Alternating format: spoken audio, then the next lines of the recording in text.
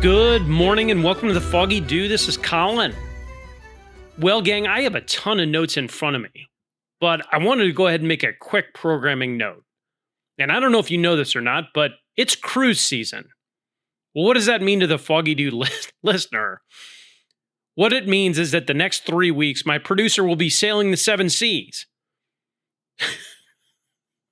So I guess what I'm trying to convey is that we will be getting content out. I just don't know what the cadence is going to be, but I will be canning shows and then my producer will be getting them out. So I just appreciate everybody listening. Just look out for new shows dropping soon. So I wanted to go ahead and kick the show off today. I have a really good submarine story that I've been sitting on for a while. And to me, submarine warfare is like the craziest. I have like horrible claustrophobia. So just thinking about these guys and these submarines just gives me like anxiety. And it's crazy to me too, because every submarine war movie, I'm like, it's must-see TV for me. Because it's just, I try to put myself in these guys' places and I just can't even conceive of it. But the story that I wanted to talk about is about a guy named Eugene Flucky. Now, Flucky is kind of an odd name, and you can imagine what his nickname was. Eugene Lucky Flucky. Now, Flucky was born in D.C. in 1913, and Flucky had attended Annapolis Naval Academy. So this guy graduates in 1935, right before the outbreak of World War II. Now, Flucky served on a few battleships post-graduation, and in 1938, he attended submarine school and learned how to skipper submarines. So Flucky gets out of submarine school. He served on 2 subs, USS S-42 and the USS Bonita. Well, Flucky finally gets his own command in 1944, and that ship was called the USS Barb, B-A-R-B. Now, on the Barb, Flucky had a few crazy experiences. On his first patrol with his new boat, Flucky sank 5 Japanese vessels. And it's interesting when you look at Flucky's career, this guy was a maverick in the submarine industry. So what he would do, he kind of pioneered this tactic where he would have the Barb be at or near the surface. So what he would do, he would be able to move quicker. He would operate at or near the surface rather than from deep water. Traveling on the surface, he could move much, much faster and close distances between his enemy's boats. Well, in World War II, the Barb ranked 4th in ships destroyed and 1st in destroyed tonnage. And destroyed tonnage is really the main marker for how lethal you are in the submarine world. Now, the Barb's kill total was 17 ships. Those 17 ships included a carrier, a cruiser, and a frigate. Flucky himself, in command of the Barb, earned 4 Navy Crosses. The Barb and Flucky had one of the most unusual actions of all of World War II. Flucky and the Barb were involved in the only home landing on the Japanese mainland. The only one. No other U.S. force ever stepped foot on the Japanese mainland. So what happened in this event was that Flucky and the Barb, they went deep. So they advanced on a place called Sakhalin Island. And Flucky had a mission where he was going to send guys inland. So here goes the Barb. They penetrate up onto Sakhalin Island. Well, Flucky chooses an 8-man team. His only requirement of that 8-man team is he didn't want married men. That's how dangerous this was. So he gives these guys an order. They disembark from the Barb and they penetrate inland. So these 8 guys go inland and they end up blowing up a railway line. This whole thing, these guys detonated 16 Japanese rail cars. So these guys detonate these rail cars and then they hightail it back to the Barb. They jump on board and then the Barb sails away. But that's the only time an American force ever stepped foot on a Japanese island. So Flucky wasn't done being a total badass in the Pacific. So here it is, January 25th, 1944.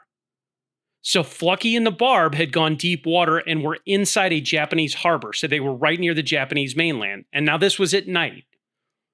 So here's the Barb and Flucky running silent in this harbor. Well, what happened was they're in the harbor and then all of a sudden these Japanese surface vessels start coming into the harbor. So the Barb now is surrounded in this harbor by 30 Japanese surface vessels, 30. So he's pinned in. Well, what's happening is that Flucky can't surface because if he surfaces, he's dead. So the Barb, though, is drifting into shallow water. So he's got a decision to make. Well, Flucky has to act now because he's running out of real estate. What does he do? Well, Flucky goes ahead and gives the order to the Barb crew. Battle stations torpedoes. So Flucky gives this order, and what happened? The Barb shoots forward. It shoots forward, firing all its torpedoes. The Barb scored 8 hits on 6 Japanese surface vessels. Well, what that did is it created this huge hole in the line. So as he's escaping, he hit 2 destroyers and sank a freighter. But Flucky and the Barb escaped the line. Now, the interesting thing about this feat was that his escape speed when he did this, again, he surfaced and shot forward. His escape speed on the Barb was 23.5 knots. What does that mean to a landlubber? That's 27 miles per hour. Now, that might not seem fast, but that speed set a world record for submarine speed. This action in that Japanese harbor where he shot through the line earned Flucky a Medal of Honor. Well, Flucky retired when World War II finished up. He stayed in the Navy, officially hanging it up in 1972. Well, in 1992, Flucky wrote a book. That book was called Thunder Below. That book, Thunder Below, chronicled his time on the Barb. And I would strongly urge you to read it. It's a great book. Well, Lucky Flucky passed at 93 years old in 2007. I love submarine stories. Thank you, Lucky Flucky, and thank you to the Barb. God bless you for what you did. Now, the one thing I would tell you is that here at the Foggy Dew, we don't do half stories. I had mentioned that the Barb had 17 vessels destroyed. Well, you might be curious, who was number 1? Well, number 1 would be the USS Wahoo. Wahoo. Wahoo. Now, the Wahoo was commanded by a guy named Dudley Morton. His nickname was Mush. So it's Dudley Mush Morton. Now, Morton was very, very different also, another maverick. So what Morton liked to do is daylight engagements. And he kind of did the same thing as Flucky. He liked accelerating in and he liked closing the line on enemy vessels. What he would do is he would shoot at close range, which is very, very dangerous for submarines. There would be an explosion of a surface vessel and it would like shake the Wahoo. Well, the Wahoo's kill total, the Wahoo had 19 Japanese vessels destroyed. So this is a lethal, lethal submarine. Now, it's interesting when you look at the Wahoo, what happened with them as opposed to a ship like the Barb. Well, the Wahoo had been assigned to penetrate the Sea of Japan in 1943. Now, you got to remember in 1943, the Japanese, it was like the circle of death, right? You could not get into the Sea of Japan. You could not penetrate closer, right? Heading into the Sea of Japan and getting orders to do that was really certain death. They had mines, Japanese patrols, aerial support looking out for submarines. Well, so Morton and the Wahoo left Pearl Harbor in 1943, and they never returned. So obviously the boat sank because there was no word ever that came back from the Wahoo. And it's interesting because after the war concluded in 1946, the U.S. actually found Japanese communication. And that Japanese communication basically said that an anti-sub aircraft had hit and sank the Wahoo when it was under the surface. Basically what it did is it dropped depth charges on the Wahoo. Now, there were 80 men that were aboard that vessel. And Mush Morton was only 36 years old. Now, after the disappearance of the Wahoo, the Sea of Japan was deemed to be so deadly that the U.S. Navy stopped sending vessels into it altogether. It was too, if you sent somebody in there was certain death. So the Wahoo was the last vessel sent into the Sea of Japan. They left in 1943. The U.S. Navy did not send another boat into the Sea of Japan until 1945. That's how dangerous it was. But thank you to the Wahoo crew. Thank you to Mush Morton. Thank you to the Barb. Thank you, Lucky Flucky. These are brave, brave men that kept us free, and I can't thank them all. All of them sacrificed. And it's just crazy to me that we forget about men like this and how brave they were. But it's just, I love submarine stories. I love hearing about these just crazy, wild things on the ocean. But again, thank you to all these men. Okay, so switching gears, I'll be honest, guys, I had to laugh at this one. Now, if you follow the show, I had spoken about a thing called the Francis Scott Key Bridge in Baltimore. That was the collapse of the bridge in Baltimore. This bridge collapsed 22 months ago. And if you'll remember, it was a bridge. The pylon of the bridge was hit by a carrier vessel, and the whole thing collapsed into this bay. Well, again, 22 months ago, that bridge is still in the water. They still have not dredged it. They haven't even started anything with it. Well, the initial estimate, so when that occurred, Biden was the president. So they said, okay, we're going to give Baltimore and Maryland all this money to dredge it, fix it, et cetera. Well, the initial estimates on dredging it and fixing it were 1.8 billion. And I talked about this on that prior episode where the cost now to fix this is now 5.2 billion. The thing that's so crazy to me about it is that bridge was a major artery, like in Maryland. That is a major part of the highway system in Maryland. Well, it's just sitting in this harbor, sitting in the water. Well, it's just interesting to me watching the governance in Maryland because a totally unreported story over the last month or so is that you had this 72-inch pipe collapse in Maryland. Well, you might be asking, what is this 72-inch? So there was this 72-inch pipe that basically was carrying waste, like human waste. So this 72-inch pipe collapses again, like 4 weeks ago. It collapses and spews 200 million gallons of waste into the Potomac. Even today, it is shooting waste out into the Potomac, which is a fresh water source. So, and I don't mean to laugh at it because it's so crazy, but you have 200 million gallons of waste pumped into the Potomac, which is really on its face an ecological disaster, really a larger ecological disaster than the Exxon Valdez disaster up in Alaska, and maybe even worse because it's continuing to this day. But it's just crazy to me with all the stuff going on in the media, they're not even talking about it. But I guess like zooming the scope back on Maryland, I guess the question that you might want to ask yourself is like, what inmate is running the asylum in Maryland? Who's the governor? The governor under both of these things was an Obama guy named Wes Moore. Well, if you're a responsible citizen, you might be asking yourself, like, what is Wes Moore doing with these two major issues with a Maryland artery cut off, a bridge laying in the water for 22 months, and a major ecological disaster? What's old Wes Moore doing? Sounds to me like he's got major issues. Well, I got good news for everybody. Wes Moore is protecting democracy. What Wes Moore is working on is gerrymandering the last red seat in Maryland. He wants to gerrymander the last red congressional seat. That's his focus. And I've got good news because just this week, you know what he did? He signed a bill to keep ICE out of Maryland. He's laser focused, man. What's his next thing? Getting on Rachel Maddow and talking about Donald Trump being Hitler? I mean, this is just like this is exhibit A of poor leadership. It's Nero fiddling while Rome burns. And again, here's Wes Moore just laser focused on the issues while his state is like burning up. But it's just funny because like Trump's the problem, right? That's what the media wants to tell. That's what Wes Moore wants to tell you. Democracy's at stake. And it's interesting too, when I talked about like Obama talking about this Section 202 of the Clean Air Act. Yeah, Republicans are the ones that want dirty air and water. And the Republicans want dirty air and water, and they want fascism.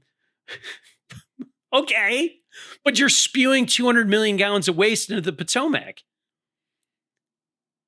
It's virtue signaling over competence. And I had to laugh at this whole thing. And I guess virtue signaling over competence is the new currency in politics. Well, I think it was Monday or Tuesday, Trump put out a post basically saying that like this whole thing is being handled so poorly with this ecological disaster that Donald Trump was like, look, I have to send the federal government because the Potomac is not just isolated in Maryland. It's a major waterway that affects a lot of different states. So now he's going to send FEMA in. So Trump is saying from the federal government, we're going to send FEMA in to help deal with this ecological disaster. Now, the thing that you have to think about that is this is the same FEMA that Democrats just defunded. The same ecological warriors, the Captain Planets, they just defunded FEMA. So now FEMA has less resources, less money to fix this ecological disaster that Westmore's just sitting on. And I'm sorry, I have to laugh because you almost just have to laugh at it. And I guess just enjoy the show. Enjoy the show, enjoy the circus, find a good drug dealer. Find a good drug dealer, find a nice lawn chair, maybe a nice Adirondack, get some shades, some tasty tunes, and just enjoy the circuit. You could put a tent over the United States of America at this point. It's a circus, man. But I just laughed, like, because I had talked about the Francis Scott Key Bridge before, and here we go with this pipe that nobody's talking about. I'll be watching that whole thing very closely. Okay, so another quick hit. I talk a lot in the show about California fiscal policy. They're doing great out there. Well, and to be fair, I talk a lot about Virginia because Virginia is trying to replicate the California model. Well, there was big news that came out on Tuesday. Here's what's going on in New York City. Zohran Mamdani, the newly elected communist mayor of New York City, had some alarming news that he just provided everyone. New York City apparently has a $127 billion budget. Well, that budget now has a $5.4 billion budget gap. So that's right. Literally, the ink is not dry on this guy becoming the mayor of New York City. And he is now coming out with this proposed budget to the budget gap, a $5.4 billion budget gap. So what he did is he came on, he held a press conference on this. Mamdani has two paths forward. One path that he provided was that New York state taxes increase on, quote, the ultra wealthy and profitable corporations. So communism, that's the first path he offers. The second path that Mamdani offered is to raise taxes on New York City residents. And water is wet. But Mamdani, I have to laugh at this because Mamdani is now looking to Albany to, quote, protect working New Yorkers. And I guess the translation here is that if you can, start sprinting out of the state. New York City is forcing New York State's hand here. But I can promise you this, taxes are going up. Taxes are going to go up in New York City, and guess what will happen next? Capital will flee. It's the same model over and over again. How many more examples do we need? New York, Virginia, Netherlands. Blue, woke, fake is hemorrhaging population. It's a failed model. I was watching a thing on CNN. They had Mr. Wonderful on CNN the other night. And these people were talking about like, oh, when you raise taxes like this, there's more people making money. And it's like, that defies logic because everyone knows that capital is fleeing these states. If this model worked, then California would not be losing 4 electoral college votes. The proof is in the math. You can't sit there and argue against logic. It's like arguing against the sun rising. But here's Mamdani. He's offering now to cut services or raise taxes. But here's the kicker on this entire press conference, and this is why I had to laugh at it. So shortly after just this alarming budget gap issue, he announced a couple other points. Number one, that even in his proposed budget, he's already talking about raiding the rainy day fund that New York has. So he's going to take all available capital out of the bank account. So he's raiding rainy day funds. Also, what he plans on doing is cutting retirement benefit funds. So, hey, if you're a retired New Yorker that voted for this guy, guess what? You're going to lose money. And you're going to lose money in your retirement fund, number one. And number two, your taxes are going up. It's kind of a double whammy there. And I guess the funny thing about this is that in Mamdani's opinion, since Kathy Hochul, who's the governor, is not moving fast enough, Manami has another plan. What he wants to do is he wants to jack up property taxes by 9.5%. Again, I love it. This is the mantra. You talk about affordability, you talk about protecting lower class working people. It's and then the rug gets pulled. It's like Lucy with the football, and Charlie Brown just keeps falling for it. And I guess backing away from like Lucy and Charlie Brown, the danger here for everyone, the stark danger for everyone, this is a virus. This idea of taxation like this is a complete virus. It is a smothering of capital. It is a smothering of manufacturing. It's all of it. It smothers capitalism. The danger here is this virus getting to the federal. Because right now, capital can flee. Like if you have capital in the Netherlands, California, New York, etc., you flee to Florida, which is why Florida keeps breaking private property like sales over and over and over again. But if this virus captures the federal, man, you've got a Bolshevik overthrow at that point. But this whole concept of like affordability, it's just a smokescreen for Bolshevism. And a virus is probably the best way to look at it. It's a contagion. But anyway, I had to laugh at this man. This guy literally has not been in office for 6 months, and here he goes. It's the same as Abigail Spanberger. It's a bait and switch on that voter and the taxpayer. But anyway, I'll be watching the whole thing out in New York. I just think it's totally fascinating. But again, I'll be watching. Okay, so another quick hit. I wanted to talk big chessboard real quick. And I guess I'll start with Marco Rubio. Marco Rubio is absolutely dazzling, and he kept dazzling in Europe after that speech that he gave in Munich on Friday. So Marco Rubio signed another massive deal on Monday. What's the massive deal that Rubio signed? What it is a civil nuclear cooperation deal with Hungary. I think the Eastern Bloc is so interesting when you look at the Eastern Bloc countries as opposed to Western Europe. Eastern Bloc countries, you've got places like Hungary, Poland, Czech Republic. Let's be honest, the Eastern Bloc countries are doing just fine. Why? Because they kept their borders. Those countries kept up their defense. Those countries in the Eastern Bloc protected the native population. Why? Those people know their history. They remember communism. And the funny thing about it is the Eastern Bloc countries had a front row seat to communism, but they also had a front row seat to the Ottoman Empire. So I guess my point is that these Eastern Bloc countries, as opposed to Western Europe, Eastern Bloc countries are historically aware of communism, but also radical Islam and the threat that it poses.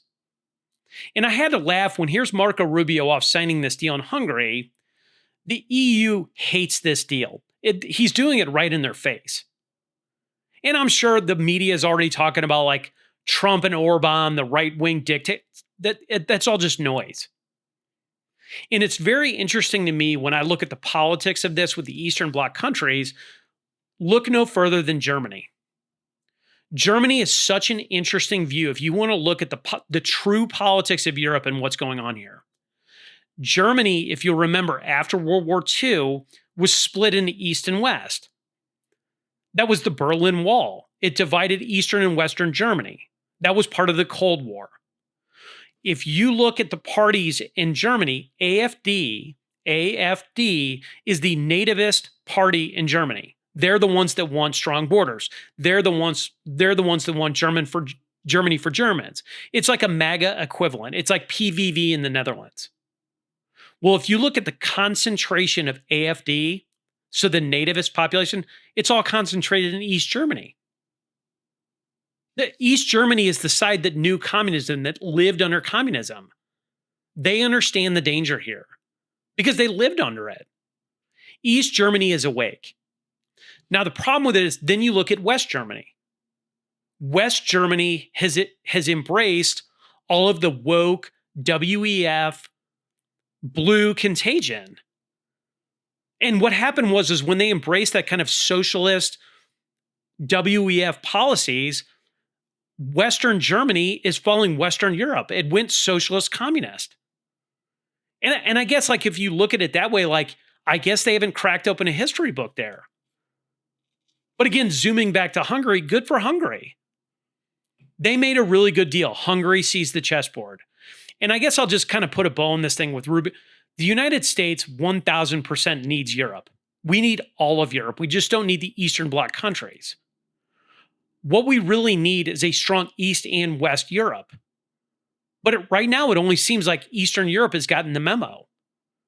Eastern Europe really is the most important part because Eastern Europe, the Eastern Bloc countries, those provide a military bulwark to Russian aggression. So again, I wanted to talk big chessboard, so I'll kind of move off of Europe. I wanted to talk about Canada really quick. Canada continues to make a series of bad moves. And quite frankly, I think they're petulant moves. Mark Carney has Trump derangement syndrome, probably one of the worst cases I've ever seen, and he will not make a deal with Donald Trump. He won't do it. This guy, Mark Carney, is a WEF hack. I mean, this guy was trained in Davos, but he's like this woke WEF puppet. He initially had a temper tantrum on tariffs. He didn't want to sit down and cook a deal up. He thinks that the gravy train should have just continued forever. What does he do when Donald Trump is the first time in like 50 years anybody was tough on Canada? What did he do? Mark Carney scurried off to China to cut a deal. He needed a new sponsor, so he runs to China. And anybody with a brain knows that China is not a good actor here. But what he does, he's negotiating from a weak position. So he goes to China hat in hand. You think China doesn't understand the situation? Well, here's Mark Carney flailing about now, and Mark Carney just thought up another new plan. And I guess his new plan was from his WEF pals in Davos. They cooked this whole idea up. Here's Mark Carney again trying to create another new deal to make it where he doesn't have to deal with Donald Trump. He's ignoring the chessboard.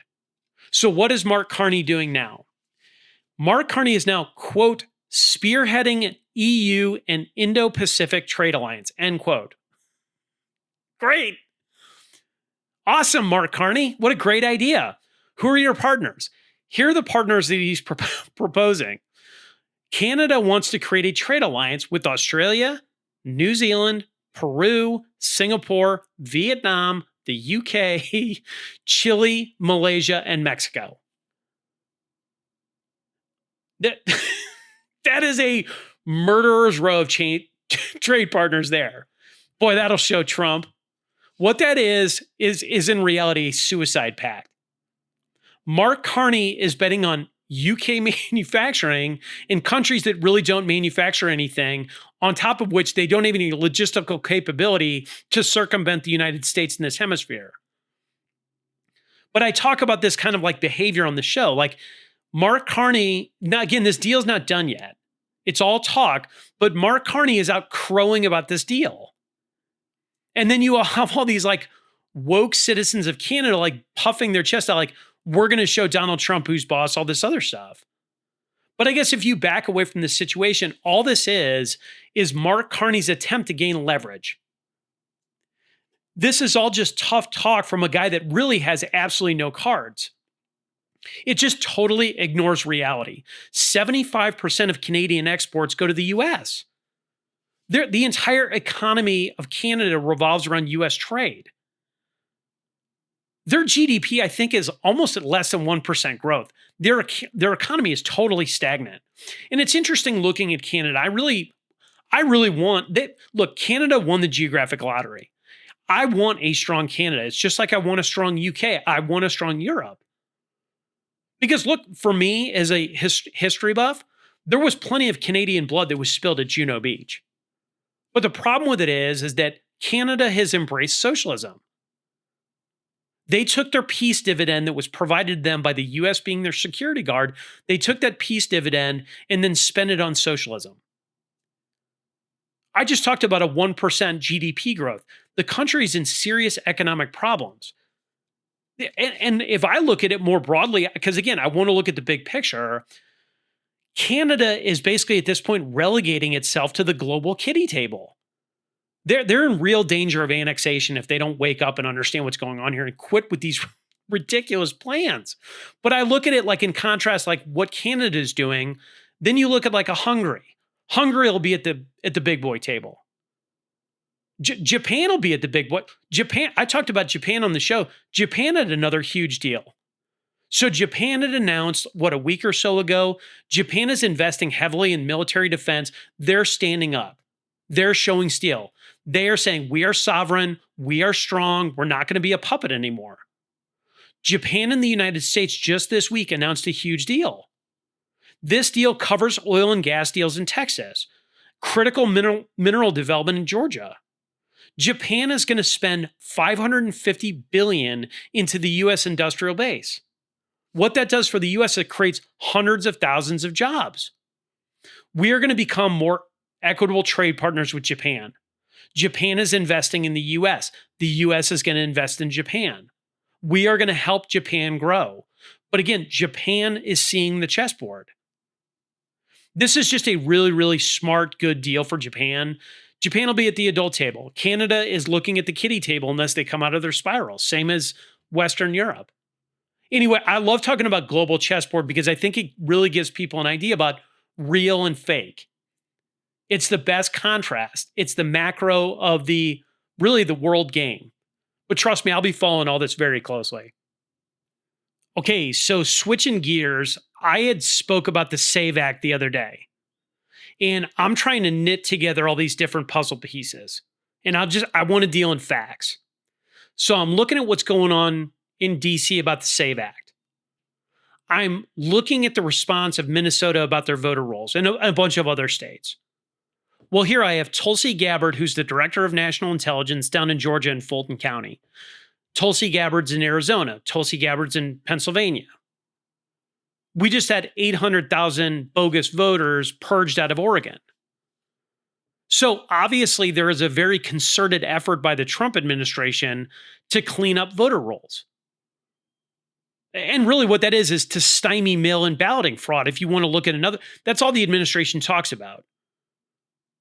Voter rolls, bogus voter rolls with mail-in balloting is obvious fraud. It's a fraud center. Well, there was more news that I wanted to tack onto that. Yet another fact. Well, Harmeet Dillon had news the other day. And if you don't know who Harmeet Dillon is, she is absolutely brilliant. Harmeet Dillon is the assistant attorney general.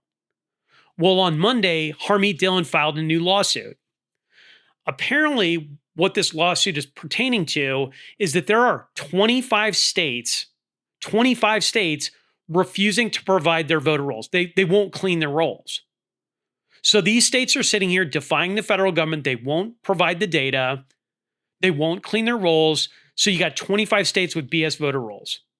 And I guess nothing to me screams transparency like hiding voter data when we all know that mail-in balloting with bogus voter rolls is a fraud center. And to me, it's almost like when you look at this, it's almost like my kid. It's almost like my kid standing around with a bunch of like empty candy wrappers on the ground with like their mouthful of candy, hands filled with chocolate. And you're like, hey, did you eat any candy? And they're like, it's totally ridiculous. But the game here is just totally obvious to me.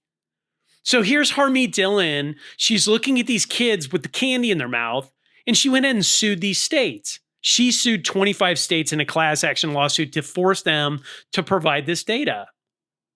I'm just going to list off some of these, and it's the usual suspects. California, Minnesota, New York, New Hampshire, Pennsylvania, Maine, Oregon, Hawaii. Go down the list. You can figure it: Illinois, Rhode Island, Maryland. It's all the blue states. The only states, again, I say this all the time, the only states Kamala Harris won do not require voter ID. It's all these same states. And what I wanted to do was provide you with a thought experiment. And I just keep thinking about this entire like confluence of events with the SAVE Act, with the voter rolls, 2020. There's all these things that are kind of coming together. So I want to do a thought experiment for you. I want you to think about the SAVE Act. So the SAVE Act is going to require proof of citizenship to vote, which I'm told it needs to happen. Let's go ahead and assume that the SAVE Act passes. What would happen next? So the SAVE Act passes, say it's 50-50 and JD Vance is the tiebreaker, it passes. What happens next? Well, obviously, the way things have gone is that a liberal judge or a judge somewhere is going to say, hey, that's illegal, it's unconstitutional. So then at that point, when that judge makes that determination, what would happen is that you would have a stay put on the SAVE Act, meaning it cannot advance as legislation. Well, the minute that the judge puts that stay on the SAVE Act, you've got a binary path there.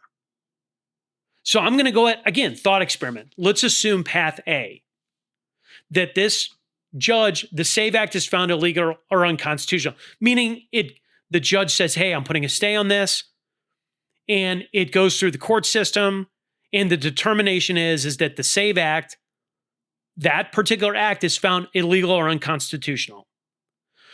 If this act is found to be illegal or unconstitutional, well, you got a major problem there. Because every few years now, we're finding ourselves in the same loop. It's an election loop. Nobody, right or left, and again, I don't think right or left even really matters, but you understand the point, right? It's this binary political system. Nobody at this point is believing the outcomes of the elections. If a Democrat wins, the Republicans say it's rigged. If a Republican wins, the Democrats say it's rigged. So I guess at that point, do we really have a representative government? Meaning that, so we can't even verify our elections. Our elected officials really don't want to vote for voter ID.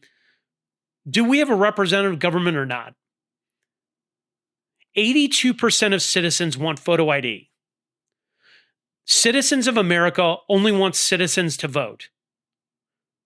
We have 100 million people in the United States of America who are not citizens, but that we know of. The estimates are that we have 50 million illegals here, and we have 50 million people here on visas. Now, if you look at this, the census, the last census in 2020 was 331 million people. What that means is that 1 out of every 3 or 4 people that you see with your own eyeballs are not citizens. We have states in the union with mail-in balloting. They do ballot curing. So mail-in ballots, ballot curing, ballot harvesting. There's no chain of custody. There's no plan. That is a bad outcome because elections are always going to be questioned if we don't have a way to verify identification. And the funny thing to me is, again, a plurality of citizens want this to happen. But it's so interesting to me because we're supposed to be a representative government, right? So the plurality of citizens want it.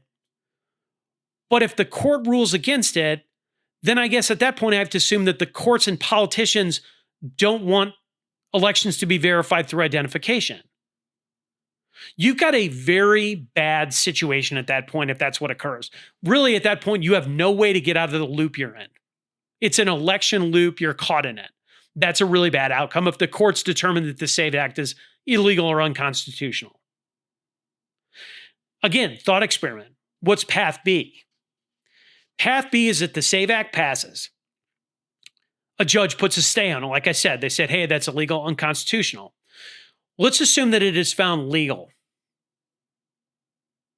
Do blue states follow federal law at that point? I don't know the answer to that. They could say, hey, this is a, MAGA fascist rule or whatever. We're not going to follow it. But I guess at a certain point, you have to assume that blue states would follow federal law at that point. And the only reason that you would assume that is because an election where ID was not required, so meaning a state held an election where federal law was being circumvented, that election de facto would be invalid. Meaning whoever won the contest would not be a legal representative because the election de facto was done in an illegal manner in violation of federal law. But I guess my point with this is that talking about states defying federal law, like with the ID, obviously at this point, blue states are ignoring federal law anyway. So are they going to listen to this one? I don't know the answer to that. And I guess, let me give you another scenario. Again, thought exercise. Let's assume that a judge puts a stay on the SAVE Act after it passes. Let's say that they put a stay on it, it goes through the legal system, and it would escalate all the way to the Supreme Court. So everybody in America would now be watching the Supreme Court to determine whether or not we're going to have photo ID, which again, a plurality of citizens want. Imagine the scenario where now this ID for citizenship is in front of the Supreme Court. Everybody in the US is watching it. And the pro SAVE Act attorney goes ahead and drops a bomb in the court proceedings. Let's go ahead and assume that the pro SAVE Act lawyer goes ahead and presents all of the 2020 election evidence as proof of why we need a citizen or like photo ID to vote. So they just drop a nuclear bomb in front of the Supreme Court that everybody's watching. Everybody would be watching that. Now, again, I'm trying to think through the logical train here. Is that probable? I don't know. Is it possible? Absolutely. But the way that I'm looking at this entire thing with the SAVE Act and all of the moving pieces, and again, trying to knit the logic together, it appears to me that Donald Trump is absolutely 1000% goading this. He is nonstop posting about 2020 being stolen. He's posting about how the Republican Party, he's putting so much pressure on our elected officials at this point to pass the SAVE Act. I've never actually seen anything like it. He had a post on Wednesday morning showing how Fulton County, which was like the epicenter of election fraud in 2020, was boarding up windows. And I guess the way that I look at this, I just try to look at everything from a logical perspective.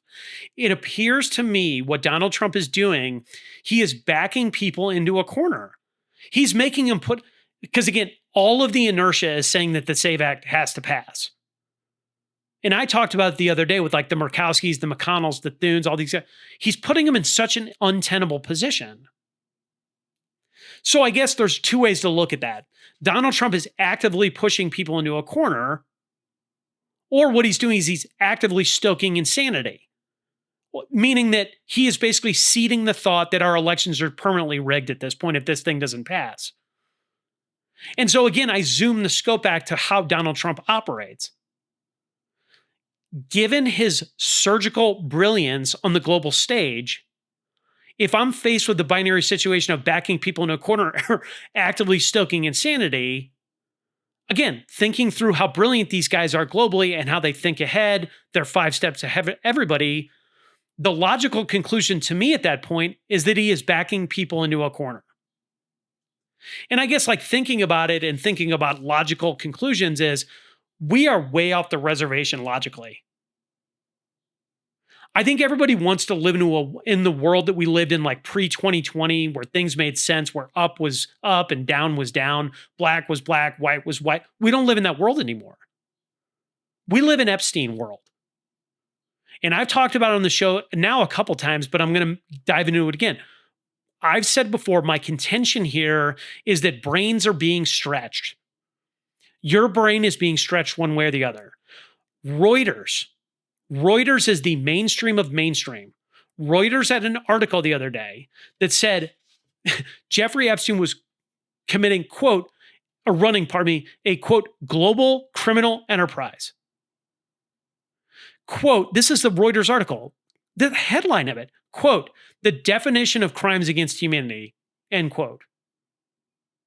You're on a different planet when you have Reuters putting out articles like that. So again, I think everybody wants to live in this like halcyon world of yesteryear where everything was anodyne and, you know, there weren't like spiders under the mattress or whatever, but we live in that world.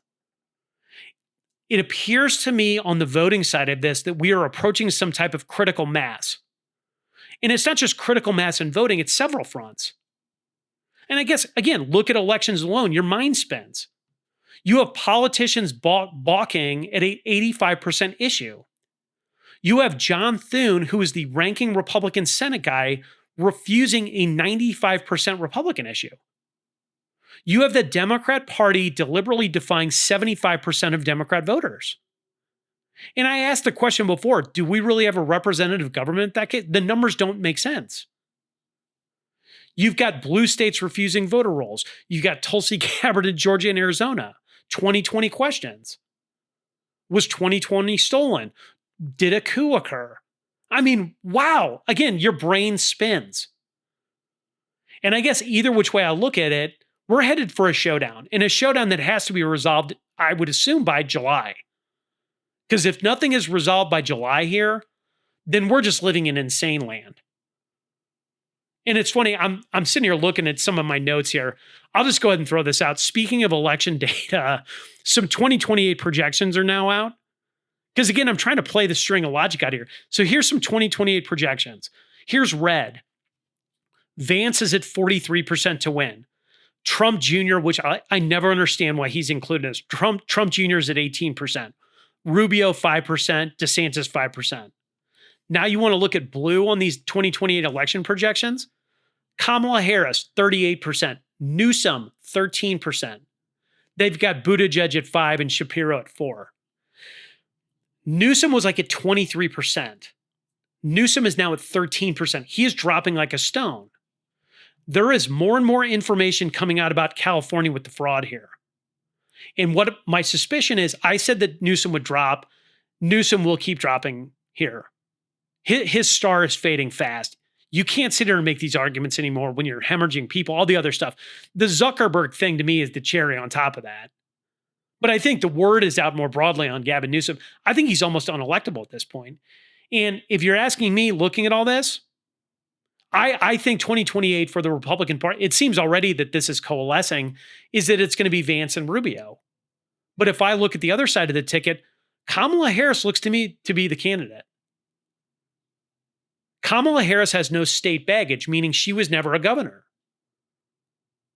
And I guess looking at this scenario with like 2028, Kamala Harris as the top contender gives the whole game away to me. Their bench is so thin. They don't have anybody that can make arguments anymore that make any kind of sense. And you see what goes on in New York. You see what happens in Virginia, California. And look, for me personally, please make Kamala Harris the candidate. Please, baby Jesus, make Kamala Harris the candidate. Please, baby Jesus, make her the candidate. And please, baby Jesus, give me the drug dealer or the people financing her. And I don't ask much, baby Jesus. I just want a phone number. But man, are you having fun or what? Are we in the best timeline? What a time to be alive. I absolutely love it. So I did want to do one more quick hit because it's almost the weekend and I don't know when our next show is going to be. So I've been sitting on the story and I just think it's really cool. But I figured it was a good way to wrap up the week. And I guess I want to preface the story. If you listen to the Foggy Dew, you know that I'm a student of Robert E. Lee. I think the guy's just absolutely brilliant. I love history. Well, you may or may not know about Robert E. Lee, but Robert E. Lee had a horse named Traveler. That was his horse. Now, his horse named Traveler was very, very famous. But just thinking about an animal like Traveler, like a horse, horses and animals have always been a very key part of warfare. And to be fair, they still are in some ways. You have bomb-sniffing dogs, all this other stuff. But I wanted to tell a quick story to kind of wrap the week up about a horse named Staff Sergeant Reckless. So you've probably never heard of Reckless before, but Reckless was a war horse. Now, Reckless served in the Korean War, and it was a mare. It was a Mongolian horse. So the way that this horse was purchased was really interesting. So Marines in Korea had actually bought this horse. They were actually in Seoul. So these Marines in Seoul bought Reckless the mare. They bought Reckless from a Korean stable boy, and that Korean stable boy actually sold the horse so he could buy an artificial leg for his sister. So here you have these Marines buying Reckless from this Korean stable boy. Reckless is then mustered into the Marine Corps, mustered in as a pack horse. Now, it's funny with animals and like soldiers, the soldiers absolutely loved this horse. They loved Reckless. So when the Marines would camp, Reckless would kind of wander around the camp like eating stuff. Everybody would pet it. But all of the Marines, all of the soldiers looked after Reckless. Well, so here they are in Korea in March of 1953. Reckless sees combat. She saw combat in Korea. There was a battle that occurred in Korea called the Battle for Outpost Vegas. Well, during that engagement, Reckless made 51 solo trips to resupply the Marines with ammunition, supplies, medical stuff. Well, Reckless was wounded in that action. This horse was promoted over time. It was mustered in as a private. Well, by 1954, Reckless was so well thought of that she was actually a sergeant. This horse, Reckless, actually participated in an amphibious landing in Korea. Reckless, the war horse, racked up 2 Purple Hearts and a Marine Corps Good Conduct Medal. It's just so interesting looking at this horse. I think it's so sweet. Reckless's final rank was Staff Sergeant, so it's Staff Sergeant Reckless. What they would do is she would wear her medals on her horse blanket. Now, obviously, when the Korean War ended, Reckless was brought back to the States. Reckless actually ended up having 4 foals, so she had 4 babies. Well, Reckless, the war horse, the hero, finally passed in 1968. Reckless was given a full military burial when she passed. And it's interesting looking at that. Reckless is one of 4 horses in U.S. history with that honor that was buried with full military honors. You might be curious as the other ones. Comanche was left over from Custer's last stand. You had Blackjack, and Blackjack was the horse that it did like 1,000 times like the riderless horse. And then you have finally a Chief, and Chief was the last Army cavalry mount. But it's just so interesting to me looking at all these different facets of warfare, but horses, dogs, cats, all of these animals helped humans in combat. But, thank you to Reckless. Reckless was a very, very famous war horse, one of only 4 that was ever buried with full military honors. But thank you, Reckless, for your service. Okay, guys, I'll go ahead and wrap the show for the week. If you like the show, please go ahead and tell a friend about it. If you would, please follow us on Spotify. You can also follow us on Instagram at Foggy Dew Daily. Questions for the show, please go ahead and email us at foggydew95@gmail.com. But in the meantime, I'd ask you to say a prayer, ask questions, and stay vigilant. This is the Foggy Dew signing off.